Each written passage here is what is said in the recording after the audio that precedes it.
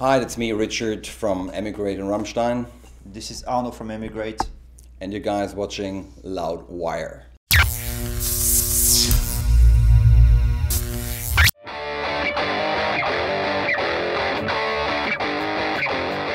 Well, I constantly write music. That's what when you kind of create things, then you choose whatever you choose, like to create things. I chose music, so I'm constantly writing, so there's never a stop for any writing process. So the big difference between the first record and the second record is that it has a more Berlin kind of touch to it, First time when we did the first record, it was basically based in New York.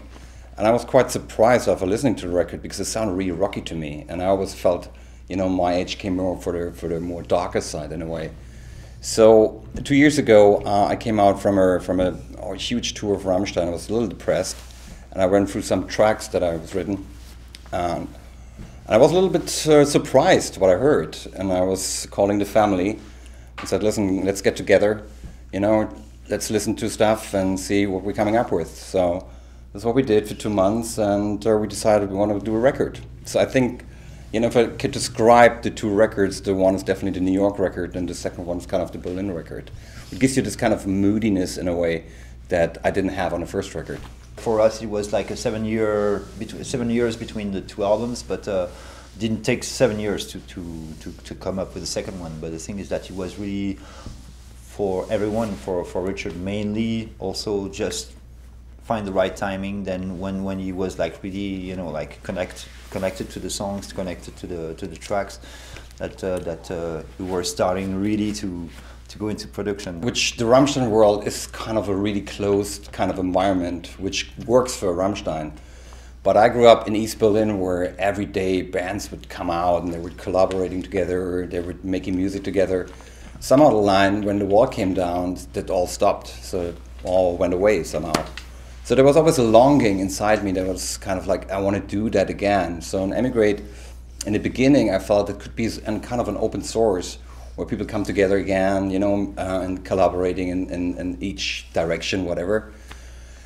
Somehow it didn't happen on the first record, but on the second record I felt also confident enough as a singer, because there's a difference between do you want to become a singer and actually be a singer, to reach out to other people, that those people can stand also with my voice. So that was the idea as well, to reach out to other singers, to other musicians, and to get together and make music.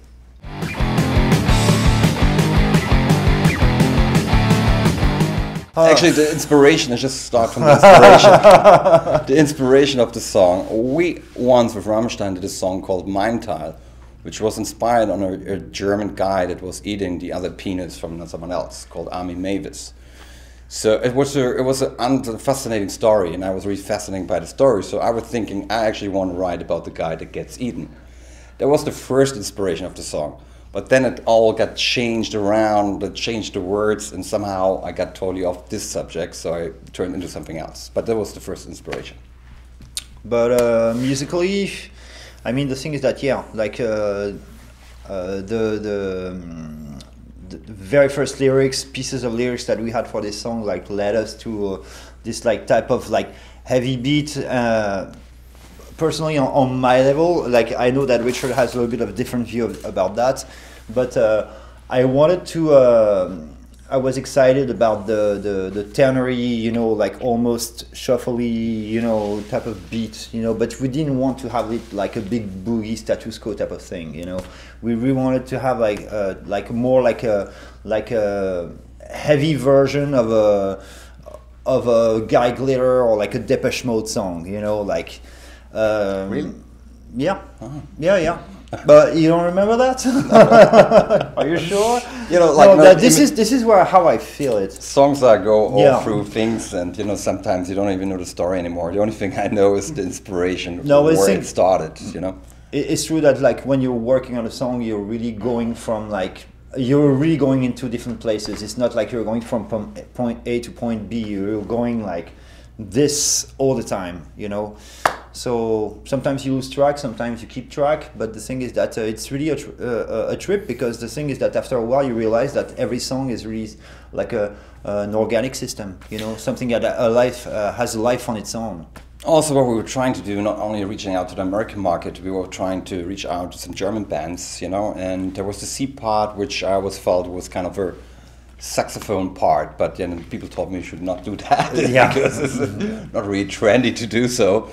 So then we came up with my other friend Olsen came up with this vocal voice, and there's this huge German band called Seed, and the singer from Seed, called Frank, is actually doing the C part.